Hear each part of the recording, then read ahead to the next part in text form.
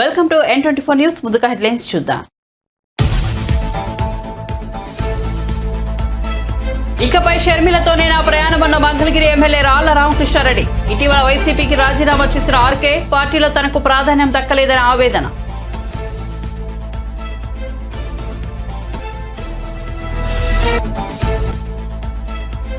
Rythu Bharosa పింఛన్లపై CM Revanth Reddy clarity. పాత లబ్ధిదారులకు యథాతథంగా వస్తాయని వెల్లడి. కొత్త వారే దరఖాస్తు చేసుకోవాలని సూచన.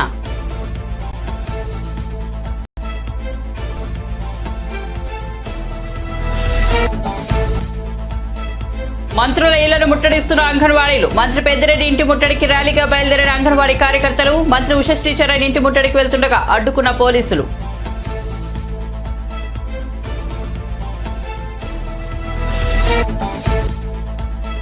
ప్రతి శాఖను అప్పుల్లో ముంచి తెలంగాణను అత్యంత ప్రమాదకరమైన పరిస్థితుల్లోకి నెట్టారన్న ఉప ముఖ్యమంత్రి మల్లు భట్టి.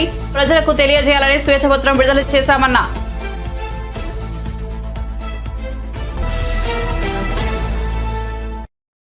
ఇక వార్త వివరాల్లోకి వెళ్తే సీఎం జగన్ సోదరి వైఎస్ షర్మిలతోనే రాజకీయ ప్రయాణం చేస్తానని మంగళగిరి ఎమ్మెల్యే ఆళ్ల రామకృష్ణారెడ్డి శనివారం సంచలన ప్రకటన చేశారు. వైసీపీలో తనకు ప్రాధాన్యం దక్కలేదని ఆవేదన వ్యక్తం చేశారు. తెలుగుదేశం పార్టీ ప్రధాన కార్యదర్శి లోకేష్ ను ఓడించిన తనను పార్టీ పెద్దలు పట్టించుకోలేదని చెప్పారు. పార్టీలో నుంచి పొమ్మన లేక పొగబెట్టారని, గత్యంతరం లేక వైసీపీ నుంచి బయటకు వచ్చారని చెప్పారు. మంగళగిరిని అన్ని విధాలుగా అభివృద్ధి చేసినట్లు వివరించారు. అయితే సీఎం జగన్ తనకు తీవ్ర అన్యాయం చేశారని ఆరోపించారు. తన నియోజకవర్గానికి నిధులు కూడా కేటాయించలేదని చెప్పారు. చేసిన అభివృద్ధి పనులకు సంబంధించి కాంట్రాక్టర్లకు బిల్లులు కూడా చెల్లించలేని పరిస్థితి నెలకొందని తెలిపారు. అందువల్లే వైసీపీకి రాజీనామా చేశారని, ఇకపై వైఎస్ షర్మిలతోనే కలిసి నడుస్తానని వివరించారు. ప్రభుత్వం నిధులు కేటాయించకపోవడంతో అభివృద్ధి పనులు చేపట్టలేని పరిస్థితి ఏర్పడిందని ఆర్కే వివరించారు. నియోజకవర్గంలో అభివృద్ధి పనులు చేయకుండా ప్రజలను ఓట్లు ఎలా అడగాలని ప్రశ్నించారు. అందుకే తన సొంత డబ్బులతో కొన్ని పనులు చేసినట్లు వివరించారు. నైతిక విలువలను పాటించే నేతగా పార్టీకి రాజీనామా చేసి బయటకు వచ్చారని తెలిపారు. సీఎం జగన్ తప్పులు చేస్తే కేసులు వేస్తారని ఎమ్మెల్యే ఆళ్ల రామకృష్ణారెడ్డి హెచ్చరించారు. మీ లెక్క ప్రకారం ఎలా ఉంటుంది భవిష్యత్తు? ఏ రాజకీయ పార్టీకైనా కూడా న్యాయ నిర్ణేతలు ప్రజలండి. తెలుగుదేశం పార్టీ పనిచేయలేదు కాబట్టి తెలుగుదేశం పార్టీని ఆ రోజు 2019లో ఇంటికి పంపించారు. 23 సీట్లకే పరిమితం చేశారు. కేవలం 3 పార్లమెంటు స్థానాలకే పరిమితం చేశారు. రేపొద్దున ఈ రాష్ట్ర ప్రజలు వైఎస్ఆర్ కాంగ్రెస్ పార్టీ పనిచేయలేదని అనుకుంటే ఖచ్చితంగా అదే పరిస్థితి తిరిగి వైఎస్ఆర్ కాంగ్రెస్ పార్టీకి రాదు అని చెప్పేసి ఎందుకు అనుకోకూడదండి? మీరేమి అభిప్రాయపడుతున్నారు? చూద్దాం. నేను ఏదో ఒక పార్టీలో చేరిన రోజు నా అభిప్రాయం ఖచ్చితంగా నిక్కచ్చిగా చెబుతా, ధైర్యంగా చెబుతాను. ఎప్పుడైనా చెప్పండి. దానికి ఖచ్చితంగా జగన్మోహన్ రెడ్డి గారే సమాధానం చెప్పాలి. నేను అందుకే అన్నా, ఇందాకే అన్నా, నేను రాజకీయాల్లో నేను రాజశేఖర రెడ్డి గారి కుటుంబాన్ని వదిలిపెట్టను. నేను రాజశేఖర రెడ్డి గారి మనిషిని, రాజశేఖర రెడ్డి గారి భక్తుల్ని, నేను రాజశేఖర రెడ్డి గారి అభిమానిని. నేను అంటే ఇప్పుడు మిమ్మల్ని భవిష్యత్తులో మంగళగిరి ప్రజలు ఎలా చూడబోతున్నారు? ఒక పార్టీ కార్యకర్తగా చూడబోతున్నారా, ఒక నాయకుడిగా? చూద్దామండి. ఎందుకంటే నేను ఇంకా ఏ పార్టీలో చేరలేదు అఫీషియల్ గా. నేను చేరాలి అనంటే షర్మిలమ్మ గారితో నా రాజకీయ భవిష్యత్తు ముడిపడి ఉంది. షర్మిలమ్మ గారు తీసుకునేటువంటి నిర్ణయానికి అనుగుణంగా నేను నిర్ణయం తీసుకుంటాను కాబట్టి ఆ రోజున ఆ పార్టీ తీసుకునే నిర్ణయాలకి అనుగుణంగా నేను పనిచేయాల్సి వస్తుంది కాబట్టి ఖచ్చితంగా నేను ఆ రోజున ఏ నిర్ణయం తీసుకుంటానో ఆ నిర్ణయాన్ని. కాంగ్రెస్ ప్రభుత్వం అమలు చేయనున్న రైతు భరోసా పథకంపై తెలంగాణ ముఖ్యమంత్రి రేవంత్ రెడ్డి శనివారం క్లారిటీ ఇచ్చారు. ఈ పథకంతో పాటు అభయహస్తం దరఖాస్తులకు సంబంధించి నెలకొన్న గందరగోళాన్ని తొలగించే ప్రయత్నం చేశారు. ఈ మేరకు శనివారం సెక్రటేరియట్ లో సీఎం రేవంత్ రెడ్డి ఉన్నతాధికారులతో సమీక్ష జరిపారు. అనంతరం మీడియాతో మాట్లాడుతూ రైతు భరోసా పథకానికి పింఛన్లకు కొత్తవారు మాత్రమే దరఖాస్తు చేసుకోవాలని సూచించారు. ఇప్పటికే ఈ ప్రయోజనం పొందుతున్న వారి ఖాతాల్లో యథావిధిగా డబ్బులు వేస్తామని స్పష్టం చేశారు. ఈ పథకాలపై ఎలాంటి అపోహలు పెట్టుకోవద్దని ప్రజలకు సూచించారు. అభయహస్తం దరఖాస్తుల అమ్మకాలపై సీఎం రేవంత్ రెడ్డి సీరియస్ అయ్యారు. ప్రజాపాలన కేంద్రాలలో సరిపడా దరఖాస్తులు అందుబాటులో ఉంచాలని అధికారులను ఆదేశించారు. అదేవిధంగా దరఖాస్తులు అమ్మే వారిపై కఠిన చర్యలు తీసుకోవాలని చెప్పారు. తమ సమస్యలు పరిష్కరించాలంటూ ఏపీ అంగన్వాడీ కార్యకర్తలు, ఆయాలు మంత్రుల ఇళ్లను ముట్టడిస్తున్నారు. మార్కాపురంలో మంత్రి సురేష్ ఇంటిని ముట్టడించిన అంగన్వాడీ సమస్యలు పరిష్కరించాలని డిమాండ్ చేస్తూ ఆయన ఇంటి బయట బైఠాయించారు. ఈ సందర్భంగా పోలీసులు అంగన్వాడీలకు మధ్య తోపులాట జరిగింది. అలాగే గుంటూరులోని శ్యామలానగర్ లో మంత్రి విడుదల రజని ఇంటిని కూడా ముట్టడించారు. ఈ కార్యక్రమంలో 4 నియోజకవర్గాలకు చెందిన అంగన్వాడీలు పాల్గొన్నారు. ప్రభుత్వం దిగి వచ్చే వరకు సమ్మె కొనసాగుతుందని తేల్చి చెప్పారు. ఈ సందర్భంగా రజని మాట్లాడుతూ అంగన్వాడీల సమస్యలు ముఖ్యమంత్రి జగన్ దృష్టికి తీసుకెళ్తారని తెలిపారు. మరోవైపు మంత్రి ఉషశ్రీ చరణ్ ఇంటి ముట్టడికే అంగన్వాడీలు పిలుపునివ్వడంతో కళ్యాణదుర్గం నుంచి వెళ్తున్న అంగన్వాడీలను పోలీసులు అడ్డుకుని పోలీస్ స్టేషన్ కు తరలించారు. దీంతో వారు స్టేషన్ లో బైఠాయించి నిరసన తెలిపారు. తిరుపతిలో మంత్రి పెద్దిరెడ్డి ఇంటిని ముట్టడించేందుకు అంగన్వాడీ కార్యకర్తలు ఆయాలు పెద్ద ఎత్తున తరలి వెళ్తున్నారు.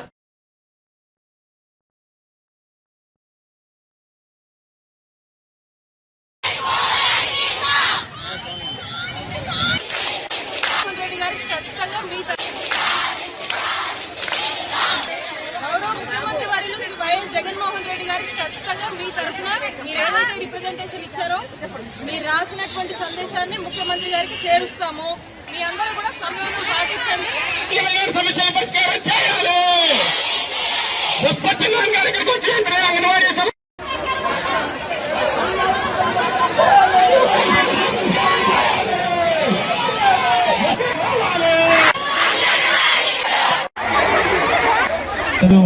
వాళ్ళ రకాల కోరికలు నీకుంటాయి. మనం బడ్జెట్ పర్మిట్ చేస్తేనే దాన్ని ఓకే చేస్తామా, ఏమైనా ఓకే చేస్తాం. ఇంకా దాన్ని మెయింటైన్ చేస్తాం. ప్రభుత్వం కూడా అంతే. ప్రజల డబ్బులే కదా, ఇవి ప్రజల డబ్బులే.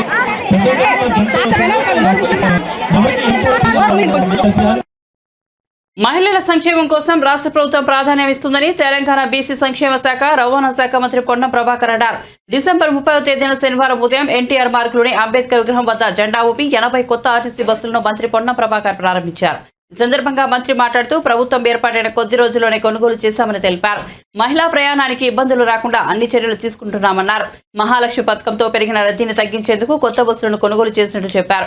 భవిష్యత్తులో ఆర్టీసీ నుంచి మరిన్ని రాయితీలు కల్పిస్తామని ఆయన చెప్పారు. కొత్త బస్సులో 30 ఎక్స్ప్రెస్, 30 రాజధాని ఏసీ, 20 లహరీ స్లీపర్ కమ్ సీటర్ బస్సులు ఉన్నాయి. కొత్త బస్సులు ఈ రోజు నుంచి అందుబాటులోకి రానున్నాయి. ఈ ఏడాది 400 కోట్ల వ్యయంతో 1050 కొత్త బస్సులను కొనుగోలు చేసేందుకు టీఎస్ఆర్టీసీ ప్రణాళిక సిద్ధం చేసింది. విడతల వారీగా 2024 మార్చి నాటికి కొత్త బస్సులు అందుబాటులోకి తీసుకురానుంది. రద్దీ కావచ్చు, లేదా గతంలో పాతపడినటువంటి బస్సుల స్థానం కొత్త బస్సులు ఏర్పాటు చేయటువంటి ప్రక్రియలో భాగం కావచ్చు. ప్రభుత్వం తరఫున పెద్దలు గౌరవ ముఖ్యమంత్రి గారు ఆదేశించిన దానికి అనుగుణంగా 1050 బస్సుల్ని దాదాపు 400 కోట్ల రూపాయలతోటి బ్యాంక్ ఎస్బీఐ వారి సహకారంతో మరి కొనుగోలు ప్రక్రియ స్టార్ట్ అయింది. మరి ఆ బస్సులన్నీ కూడా హైదరాబాద్ నగరంతో పాటుగా తెలంగాణ వ్యాప్తంగా అన్ని జిల్లాల లోపల ప్రజల సౌకర్యార్థం ఉపయోగించబడతాయి. ఆర్టీసీలో ఈరోజు ఇంతకుముందు పెద్ద సిపి గారు చెప్పినట్టుగా కాకి బట్టలతోటి క్రమశిక్షణతోటి ఆర్టీసీ సంస్థను కాపాడుకుంటుంది ఒక కార్మికులే. కార్మికులు అనే మాట ఇక్కడ కూడా మొహమాటం లేదు. ఈరోజు రాష్ట్ర ప్రభుత్వం తరఫున కూడా ఇది ప్రజల ప్రభుత్వం, ప్రజల పాలన. ఈ ఆర్టీసీ సంస్థను కాపాడుకోవడానికి కావచ్చు, సంస్థ ఎదగడానికి కారకులైనటువంటి కార్మికులందరి సంక్షేమం మా ప్రథమ లక్ష్యం అనే మాట కూడా ఈ సందర్భంగా మనం చేస్తున్నాం. ప్రభుత్వంది ముఖ్యమంత్రి గారు ప్రత్యేకించి మాట చెప్పమన్నారు. కార్మికుల సంక్షేమం కావచ్చు, ప్రయాణికుల సౌకర్యం కావచ్చు, ఆర్టీసీ పరిరక్షణ, ఈ 3 అంశాలకు సంబంధించి భవిష్యత్తు కార్యాచరణ ఆర్టీసీని ముందుకు తీసుకుపోయే కార్యక్రమం జరుగుతుంది. నిన్ననే ఆర్టీసీ సంస్థను అందరి హెచ్వేడులతో ఎండి గారి సమక్షంలో మరి ట్రాన్స్పోర్ట్ సెక్రటరీ శ్రీనివాసరాజు గారు కావచ్చు, మిగతా అధికారులందరూ రివ్యూ చేయడం జరిగింది. ఆర్టీసీ సంస్థను కాపాడుకుంటుంది ఒక కార్మికులే. కార్మికులు అనే మాట ఇక్కడ కూడా మొహమాటం లేదు. ఈరోజు రాష్ట్ర ప్రభుత్వం తరఫున కూడా ఇది ప్రజల ప్రభుత్వం, ప్రజల పాలన. ఈ ఆర్టీసీ సంస్థను కాపాడుకోవడానికి కావచ్చు, సంస్థ ఎదగడానికి కారకులైనటువంటి కార్మికులందరి సంక్షేమం మా ప్రథమ లక్ష్యం అనే మాట కూడా ఈ సందర్భంగా మనం చేస్తున్నాం. ప్రభుత్వంది ముఖ్యమంత్రి గారు ప్రత్యేకించి మాట చెప్పమన్నారు. కార్మికుల సంక్షేమం కావచ్చు, ప్రయాణికుల ఒక గుర్తింపు కూడా ఇబ్బందికరమైనటువంటి పరిస్థితి ఉండి మళ్ళీ ఏ విధంగా ముందుకు తీసుకుపోవాలనేటువంటి ప్రణాళికలు తయారు చేస్తూ ఉన్నాం. నేను ఇందుకు సంబంధించి ఆర్టీసీ కార్మికులతో పాటుగా యావత్ తెలంగాణ ప్రజల సహకారాన్ని కూడా ఈ ప్రభుత్వం కోరుతా ఉంది. గత బీఆర్ఎస్ ప్రభుత్వం ప్రతి శాఖను అప్పులో ముంచిందని ఉప ముఖ్యమంత్రి మల్లుభట్టి విక్రమార్క ఆరోపించారు. భద్రాచలంలో నిర్వహించిన మీడియా సమావేశంలో ఆయన మాట్లాడుతూ కేసీఆర్ ప్రభుత్వం ఇష్టారీతిన అప్పులు తీసుకొచ్చి తెలంగాణను అత్యంత ప్రమాదకరమైన భయంకరమైన పరిస్థితుల్లోకి నెట్టిందని మండిపడ్డారు. అందుకే ప్రతి విషయం ప్రజలకు తెలియజేయాలని అసెంబ్లీ వేదికగా శ్వేతపత్రాన్ని విడుదల చేశామన్నారు. తీవ్ర ఆర్థిక ఇబ్బంది ఉన్న ప్రస్తుత తరంలో బాగా ఆలోచించి ముందు చూపుతో సాగాల్సిన పరిస్థితి ఏర్పడిందన్నారు. బీఆర్ఎస్ ప్రభుత్వం విద్యుత్ కొనుగోళ్ల కోసం భారీగా ఖర్చు చేసిందని ఆరోపించారు. ప్రస్తుతం విద్యుత్ కొనుగోలు కింద 59,580 కోట్ల బకాయిలు పెండింగ్ లో ఉన్నట్లు తెలిపారు. విద్యుత్ శాఖ పీకల్లో తప్పుల్లో ఉందన్నారు. అన్ని శాఖలను అప్పుల్లో ముంచేశారని ఆరోపించారు. ఒక్కరోజు వృధా చేయకుండా ప్రతి శాఖలోని పరిస్థితులపై సంబంధిత అధికారులతో సమీక్ష నిర్వహిస్తున్నట్లు తెలిపారు. అప్పులుగా తీసుకొని వచ్చింది 81,516 కోట్ల రూపాయలు. ఈ గత 10 ఏళ్లలో అప్పులుగా తీసుకొని వచ్చింది. అట్లాగే గవర్నమెంట్ నుంచి డిస్కమ్స్ కి, అంటే వీళ్ళు గవర్నమెంట్ ద్వారా ఈ డిస్ట్రిబ్యూటరీ నెట్వర్క్ కి కట్టాల్సినటువంటి బకాయిలు 28,842 కోట్ల రూపాయలు ఉన్నాయి. అంటే మొత్తం 1,10,358 కోట్ల రూపాయలు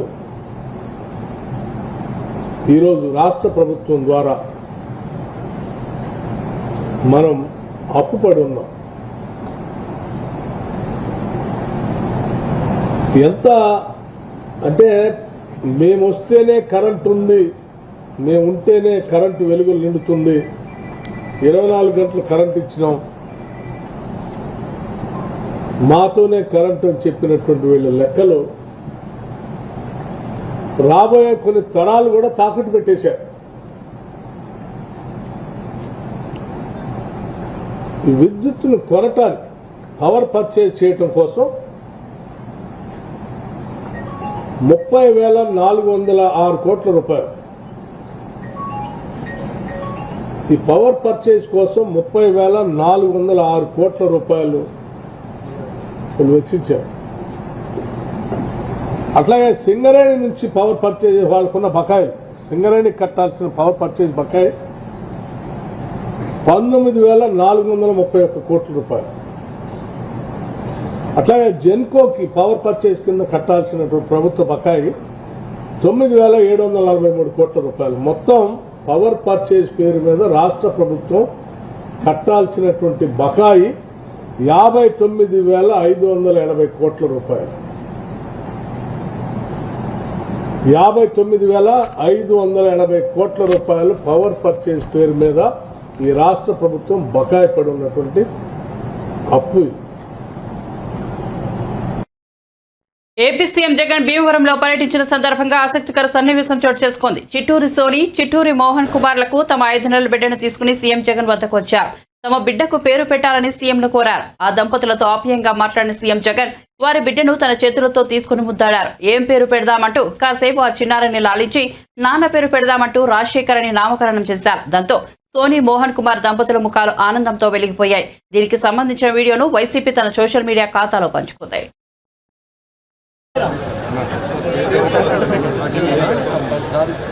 ఏం పేరు పెట్టాలా బాని పేరు, ఏం పెట్టమంటారు పేరు, ఏం పేరు పెడదాం.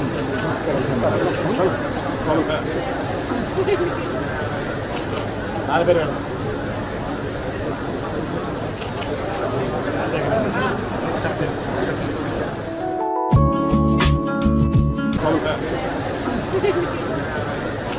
నాన్న పేరు పెడదాం.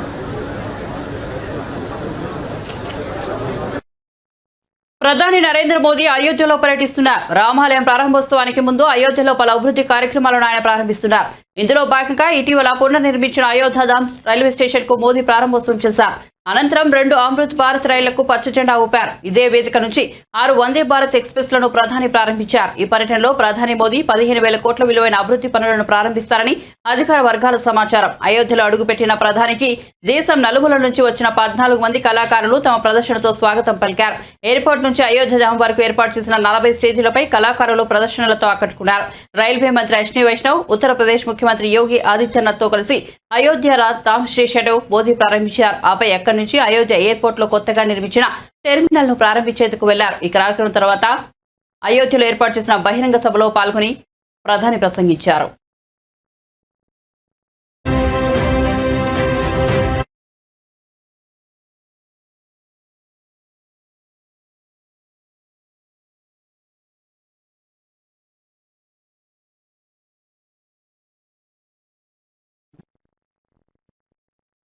బీఆర్ఎస్ వర్కింగ్ ప్రెసిడెంట్ కేటీఆర్ జర్మనీలో వెహికల్ ఎలక్ట్రికల్ ట్రయల్ రన్ వీడియోను షేర్ చేస్తూ ఇది నెక్స్ట్ లెవెల్ అంటూ రీట్వీట్ చేశారు. ఈ వీడియోను తన్సు ఏజన్ అనే జర్మనీ ట్వీట్ చేశారు. దీనిని కేటీఆర్ రీట్వీట్ చేస్తూ దిస్ ఈజ్ నెక్స్ట్ లెవెల్ అని కితాబిస్తున్నారు. 32 సెకండ్ల ఈ వీడియోలో జర్మనీలో వాహనాల ఎలక్ట్రికల్ ట్రయల్ రన్ నిర్వహిస్తున్నట్లుగా ఉంది. ప్రముఖ ఇంజనీరింగ్ కంపెనీ సిమెన్స్ ఈ హైవే టెస్ట్ ట్రాక్ ను ప్రారంభించిందని, దీంతో త్వరలో ట్రక్కులు కాలుష్యరహితంగా మారనున్నాయని ఈ వీడియో పేర్కొంది. అంటే ఇప్పుడు మన రైలు మాదిరిగా ఉంటుంది. రైలు విద్యుత్తో నడుస్తున్నట్లుగా జర్మనీలో ఇక ట్రక్కులు కూడా ప్రత్యేక పవర్ ట్రాక్లలో విద్యుత్తో నడుస్తాయి. ఇందుకు సంబంధించి ట్రయల్ రన్ నిర్వహించారు. ఈ వీడియోను కేటీఆర్ రీట్వీట్ చేశారు.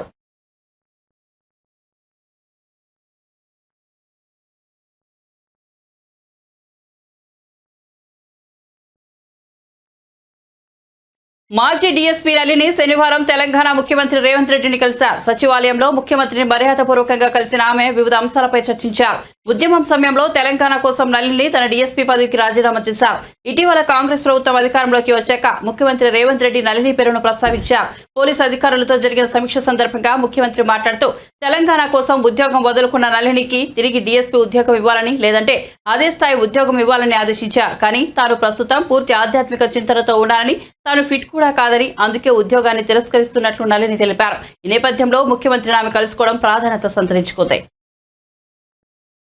సరస్వతి యొక్క ఆశయాలని నేను ముందుకు తీసుకెళ్లడానికి నేను పూర్ణ సమర్పితురాలను అయ్యాను. ఆధ్యాత్మికమే కావాలి.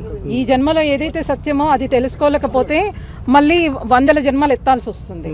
కాబట్టి ఈ చతుర్విధ పురుషార్థాల్లో చివరిదైంది సాధించాలి అంటే ఆధ్యాత్మికంగా మనం ఎప్పటి నుంచో ఉండాలి. నేను చిన్నప్పటి నుంచి పదో ఏట నుంచే కూడా నేను శివభక్తురాలని. అడగలేదండి, సీఎం గారిని కలిసి బయటకు వచ్చాను కదా, వద్దని చెప్పాను. ఉద్యోగం నాకు అవసరం లేదు అని చెప్పాను. నిశుల్క సేవ చేస్తున్నాను. ప్రముఖ నటుడు నాగార్జున శనివారం ముఖ్యమంత్రి రేవంత్ రెడ్డిని కలుసుకున్నారు. తన భార్య అమలతో కలిసి జూబ్లీ హిల్స్ లోని సీఎం నివాసానికి వెళ్లారు. సీఎం రేవంత్ రెడ్డికి పుష్పగుచ్చం అందజేసి శుభాకాంక్షలు తెలిపారు. రేవంత్ రెడ్డి ముఖ్యమంత్రిగా ప్రమాణ స్వీకారం చేసిన తర్వాత వివిధ రంగాలకు చెందిన ప్రముఖులు ఆయన్ను మర్యాదపూర్వకంగా కలుసుకుంటున్న విషయం తెలిసిందే. ఇందులో భాగంగానే తాజాగా నాగార్జున దంపతులు సీఎం రేవంత్ రెడ్డితో మర్యాదపూర్వకంగా భేటీ అయినట్టు తెలుస్తోంది. సీఎం జగన్ 2020-21 విద్యా సంవత్సరంలో విద్యా దీవెన పథకం పేరుతో ఉత్తుత్తి బట్టలను నొక్కారని టీడీపీ సీనియర్ నేత, పార్టీ జాతీయ ప్రధాన ప్రతినిధి కొమ్మారెడ్డి పట్టాభిరామ్ ఆరోపించారు. శనివారం ఆయన మీడియాతో మాట్లాడుతూ 2020-21 విద్యా సంవత్సరంలో విద్యార్థులకు జగన్ 700 కోట్లు ఎగనామం పెట్టారన్నారు. జగన్మోహన్ రెడ్డి విద్యా దీవెన పథకం అబద్దాలు, మోసాలతో అమలవుతోందని విమర్శించారు. విద్యార్థి లోకానికి జగన్మోహన్ రెడ్డి మొత్తం 3,400 కోట్లు బాకీ పడ్డారని చెప్పారు. 2020-21లో ఒక త్రైమాసికం, 2022-23లో మరో త్రైమాసికం ఫీజు, అలాగే 2023-24లో 2 త్రైమాసికాల ఫీజు కలిపి మొత్తం 2,800 కోట్లు బకాయిలు పడ్డారన్నారు. విద్యార్థులకు మేనమామ అని చెప్పుకునే జగన్మోహన్ రెడ్డి వారి పాలిట కంసమామయ్యాడని నిదర్శనమని ఎద్దేవా చేశారు. ఉత్తిత్తి బట్టలను నొక్కి మోసగించిన జగన్మోహన్ రెడ్డిని విద్యార్థి లోకం ఓటు అనే బటన్ నొక్కి బంగాళాఖాతంలో కలిపారని పట్టాభిరామ్ పిలుపునిచ్చారు.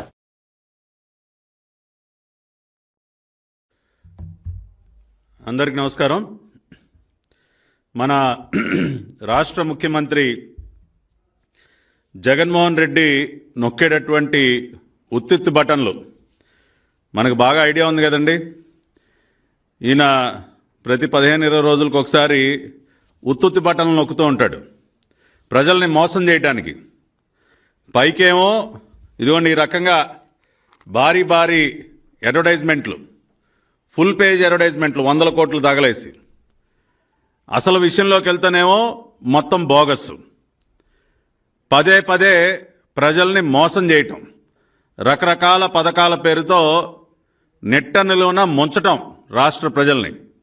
అందుకనే ఈ రాష్ట్ర ప్రజలందరూ కూడా ఏకపక్షంగా డిసైడ్ అయిపోయారు, ఇంకా వద్దు మాకు ఈ సైకో, ఈ జగన్ మోహన్ రెడ్డి మాకొద్దు, దాదాపు 5 సంవత్సరాలుగా దగా పడింది చాలు, ఇక మా వల్ల కాదు మహాప్రభు అని చెప్పి ఆల్రెడీ డిసైడ్ అయిపోయి వాళ్ళకి అందుబాటులో ఉన్నటువంటి నిజమైన బటన్ ఏదైతే భారత రాజ్యాంగం కల్పించిందో ఆ నిజమైన బటన్ నొక్కటానికి సిద్ధంగా ఉన్నారు. ఇవాళ ఈ సైకో జగన్ నిన్న నొక్కినటువంటి ఉత్తుత్తి బటన్ గురించి మనం మాట్లాడుకుందాం. చేసినటువంటి మోసం గురించి మనం మాట్లాడుకుందాం. నిన్న ఈయన గారు పూర్తి ఫీజు రియంబర్స్మెంట్ జగనన్న విద్యా దీవెన పథకానికి సంబంధించి ఒక బటన్ నొక్కాడండి. నొక్కి ఈయన గారు ఏం చెప్తా ఉన్నారండి నిన్న, ఇదిగోండి మళ్ళీ full page add. Jagananna Vidya Deevena పూర్తి ఫీజు రియంబర్స్మెంట్ క్రమం తప్పకుండా ఏ త్రైమాసికం ఫీజు ఆ త్రైమాసికం అయిన వెంటనే చెల్లిస్తూ, ఈయనంటే అస్సలు క్రమం తప్పడంట. ఏ త్రైమాసికం అంటే ఏ క్వార్టర్ చెల్లించాల్సిన ఫీజు ఆ క్వార్టర్ టంచనగా చెల్లించేస్తారంట. అన్నీ పచ్చి అబద్ధాలే. ఏ రకంగా అబద్ధమో కూడా నేను చెప్తా. ఈ అడ్వర్టైజ్మెంట్లో రాసినటువంటి ప్రతి ఒక్క వాక్యం పచ్చి అబద్ధం. టంచనగా చెల్లిస్తానని ఒక పెద్ద లైను.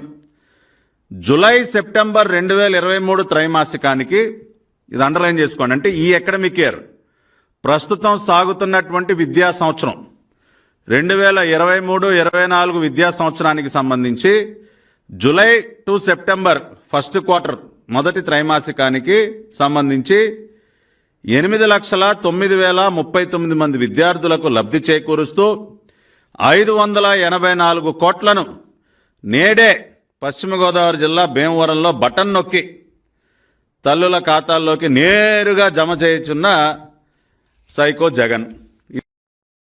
ఎమ్మెల్యేలు పత్తి రైతుల వైపు కన్నెత్తి చూడడం లేదని జేసీ ప్రభాకర్ రెడ్డి మండిపడ్డారు. అనంతపురం జిల్లా పెద్దవడుగురు మండలం లక్ష్యంపల్లిలో జేసీ ప్రభాకర్ రెడ్డి పత్తి రైతులతో సమావేశమయ్యారు. ఈ సందర్భంగా ఆయన మాట్లాడుతూ పత్తి రైతులు పూర్తిగా నష్టపోయారని తెలిపారు. ప్రభుత్వం కనీస ధరకైనా పత్తిని కొనుగోలు చేసి రైతులను ఆదుకోవాలని విజ్ఞప్తి చేశారు. ఒక ఆయన ఆత్మహత్య చేసుకునే పరిస్థితి వచ్చింటే పరిగెత్తుకుంటా వచ్చినాం ఇక్కడికి. ఇప్పుడు నాకు అర్థం కావాలి, ఎమ్మెల్యేలు పొద్దున్న సీట్ల కోసమైనా ఎట్లా మీరు గెలిచారు? ఎందుకంటే ఎప్పుడన్నా రైతాంగం గురించి పట్టించుకుంటే గెలుస్తారు. కాదు మన ఇప్పుడు లోకేష్ చెప్తాండే, ఈ చెత్త తీసిపో ఆ చెత్త వేస్తే అక్కడ ఏమైనా బంగారు అవుతాడు, ఏమైనా కళ్యాణం తీసిపోయి ఉరకొండలు ఎత్తారు, ఏడో వేస్తారట పెనుగొండ. అలా కాదు కదా రైతాంగం చూడండి. అయ్యా ఎమ్మెల్యేలు నమస్కారం అయ్యా మీకు అందరికీ, పట్టించుకుంటారు అంతన్నా.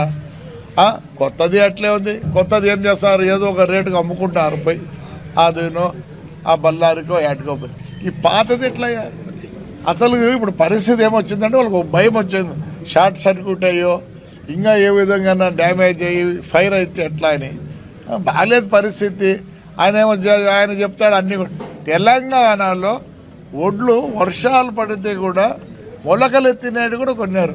అరే యాదవ్ రేటు కొనండి దయచేసి. మీరు కొనకపోతే ఎవరు కొనాలి? వీళ్ళు ఆత్మహత్య చేసుకోవాలి. రైతాంగం అంతా బాగాలేదు. ఏం చేస్తున్నారో అర్థం కాలే ఎమ్మెల్యేలు మినిస్టర్లు వాళ్ళంతా. అంటే మీది ఒకటి పాడైపోయిందిలే, ఏదో మారుస్తారంటే మీ సీట్ల కోసం మీరు పరిగెత్తారు, కానీ ఇక్కడ ప్రజలు బాధపడేది ఏమి చేయడంలే. బాగలేదు. ఎక్కడండి 14 మంది ఎమ్మెల్యేలు? దయచేసి చూడండి, 175 మంది ఎమ్మెల్యేలు. రైతాంగం నుంచి పట్టించుకోండి అయ్యా. ఆత్మహత్య చేసుకుంటే ఎవరా సీఎమో? కొందరు నీదే జరిపా ఆడ నుంచి ఈడికి చెత్త, ఈ చెత్త నా చెత్తకు, ఆ చెత్త ఈ చెత్త అనుకుంటా అందరినీ చెత్త చేస్తాను. ప్రభు కాపాడు. ఎవరో ఒకరు నా కలెక్టర్లు ఆర్డీఓలు వీళ్ళు అసలు ఏడున్నారు ఎవరికి తెలియదు. భయపడతారు. పత్తి ఉండి రేవేమన్నా అయితే ఇంట్లో అందరూ పిల్ల జల్ల ఎట్లానే అదొక భయం. ఎందుకంటే ఉండేదే ఒక 2 రూములు ఉంటాయి. కొట్టి రూమ్ అని మాసంత కొట్టి రూమ్ అంటారు. దాంట్లో బీరో గీరో పెట్టుకోదు, కొంతమంది పనుకుంటుంది జగితి, అంతే ఉండదు మాకు. మహాప్రభు సీఎం గారు కనకరించండి నాయన, యాదవ్కి కొనుక్కో. ఆయనే మేము తెలంగాణలో ఒడ్లు మొలకలెత్తినట్టు కొనే, తరిసినవి కొనే. సెంట్రల్ గవర్నమెంట్తో కొట్లాడి మళ్ళీ యాక్చువల్లీ సెంట్రల్ గవర్నమెంట్ కొనాలి. అట్లాంటిది వాళ్ళు కొనకపోతే నువ్వు ఎక్కడున్నావు నాయన? మహాప్రభు ప్యాలెస్లో ఉన్నావా? ఎక్కువ రోజులు ఉండవు ప్యాలెస్లో. రా కిందికి దిగి వీళ్ళందరూ ఆదుకో. ఏవుడు రైతు గురించి పట్టించు? రైతు బయతు లేడు స్వామి. ఎవరు స్వార్థం వాళ్ళకు. దానితో ఇప్పుడు ఏదో సీట్లు రావని గల్లంతని అంటున్నారు. అందుకని వాళ్ళే చూసుకునే సరిపోయింది. నువ్వు మళ్ళీ ఎప్పుడు రైతు గురించి చూసుకుంటేది? కొందరైతే నాకు తెలిసింది, కొందరు భార్యలు అంటున్నారట మీకు సీట్ రాకపోతే నేను విషయం తాగుతానంటే. ఆయమ్మ తాగుతుందో లేదు నాకు తెలియదు, కానీ వీళ్ళైతే తాగేది రెడీ అవుతారు. ఈ ముందు ఒకడు తాగే పరిస్థితి ఉంటే పట్టుకొని వచ్చి మేమంతా 7 లక్ష రూపాయలకు వచ్చింది. ఒకటి విషయం తాగాలని ఉన్నాడు. ఏం సరైనం లేదు. తాగే పని ఎంతకన్నా అంత కొనండి. మేము వద్దంటాను దయచేసి కొనండి, ఎంతకో అంతకు. 6 గ్యారెంటీల దరఖాస్తుల విషయంలో ప్రజలలో చాలా సందేహాలు ఉన్నాయని, అన్ని వివరాలు అడుగుతున్నారు కానీ బ్యాంక్ అకౌంట్ వివరాలు అడగడం లేదని చాలా మంది అయోమయానికి గురవుతున్నారని బీఆర్ఎస్ ఎమ్మెల్సీ కల్వకుంట్ల కవిత అనుమానం వ్యక్తం చేశారు. హన్మకొండలోని బీఆర్ఎస్ కార్యాలయంలో శనివారం మాట్లాడుతూ మరోసారి బ్యాంక్ అకౌంట్ అడుగుతారా లేక కాలయాపన చేసే ప్రయత్నం జరుగుతోందా అని ప్రజల్లో చర్చ జరుగుతోందన్నారు. 200 యూనిట్ల వరకు విద్యుత్తును వినియోగిస్తే ఉచితమని చెప్పారని దీనిని జనవరిలో అమలు చేస్తారా అని ప్రశ్నించారు. వచ్చే నెలలో ప్రజలు బిల్లు కట్టాలా వద్దా అని చెప్పాలన్నారు. ప్రజల్లో 6 గ్యారంటీలపై ఇంకా ఎన్నో అనుమానాలు ఉన్నాయన్నారు. చాలా మంది ఇళ్లలో మగవాళ్ల పేరు మీద గ్యాస్ సిలిండర్లు ఉన్నాయని అలాంటి వాళ్లకు 500 రూపాయల సిలిండర్ వర్తిస్తుందా లేదా చెప్పాలన్నారు. తక్కువ ఉన్నటువంటి వారందరూ కూడా ఫ్రీ కరెంట్ ఇస్తామని చెప్పడం జరిగింది. మరి డిసెంబర్ నెల కరెంటు బిల్లు వచ్చే జనవరికి వస్తుంది కాబట్టి మరి అప్పుడు కట్టాలనా వద్దా అనేటటువంటి చర్చ కూడా ప్రజల్లో జరుగుతున్నది. ఇంకా చాలా అనుమానాలు ప్రజలకు ఉన్నాయి. మరి ముఖ్యంగా మహిళలు చాలామంది మమ్మల్ని అడిగేది ఏంటంటే చాలా ఇండ్లలో మగవాళ్ళ పేరు మీదనే గ్యాస్ సిలిండర్ ఉంటుంది.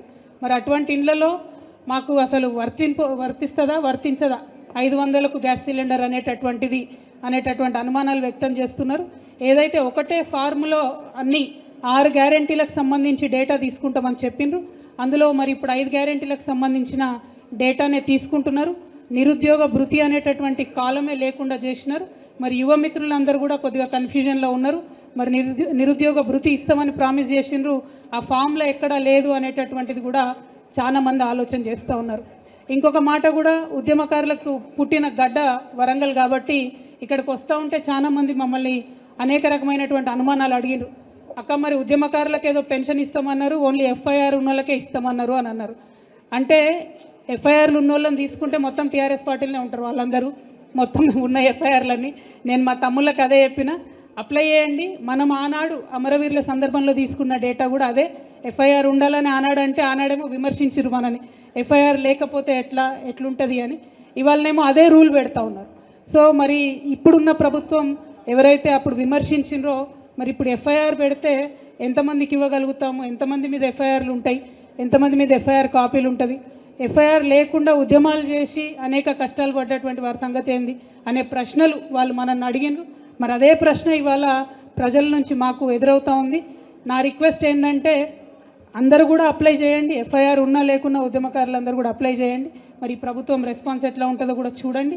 అట్లానే కరెంటు బిల్లుకు సంబంధించి కూడా నేను బలంగా నమ్మేటటువంటి విషయం, 200 యూనిట్లకు తక్కువ ఉన్న వాళ్ళు ఎవరు కూడా కరెంటు బిల్లు కట్టకపోతే మంచిదని నేను అనుకుంటా ఉన్నా. ఎట్లాగో ఫ్రీగా ఇస్తామని చెప్పారు కాబట్టి జనవరిలో వచ్చేటటువంటి బిల్లును కట్టకపోతే బాగుంటుంది అనేటటువంటిది సూచన చాలామంది ప్రజల నుంచి మాకు అందుతున్నది. నేను మళ్ళీ తిరిగి అది ప్రజలకు చెప్తా ఉన్నాను. సో ఇట్లా ఒక్కొక్కటి కొంత కన్ఫ్యూజన్ ఉన్నది. ప్రభుత్వం కొన్ని విషయాలు. బులెటిన్ ముగించే ముందు హెడ్లైన్స్ మరోసారి చూద్దాం. ఇకపై షర్మిలతోనే నా ప్రయాణమన్న మంగళగిరి ఎమ్మెల్యే ఆల రామకృష్ణారెడ్డి. ఇటీవల వైసీపీకి రాజీనామా చేసిన ఆర్కే పార్టీలో తనకు ప్రాధాన్యం దక్కలేదని ఆవేదన.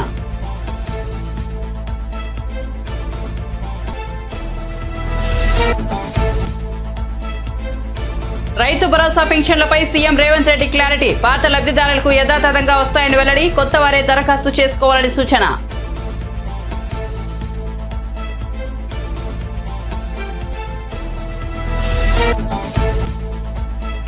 మంత్రుల ఇళ్లను ముట్టడిస్తున్న అంగన్వాడీలు. మంత్రి పెద్దిరెడ్డి ఇంటి ముట్టడికి ర్యాలీగా బయలుదేరిన అంగన్వాడీ కార్యకర్తలు. మంత్రి ఉషశ్రీచరణ్ ఇంటి ముట్టడికి వెళ్తుండగా అడ్డుకున్న పోలీసులు.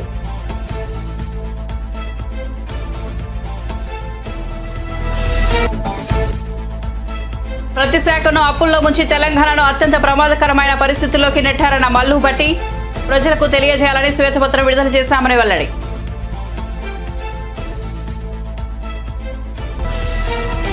మరిన్ని అప్డేట్స్ కోసం చూస్తూనే ఉండండి N24 న్యూస్.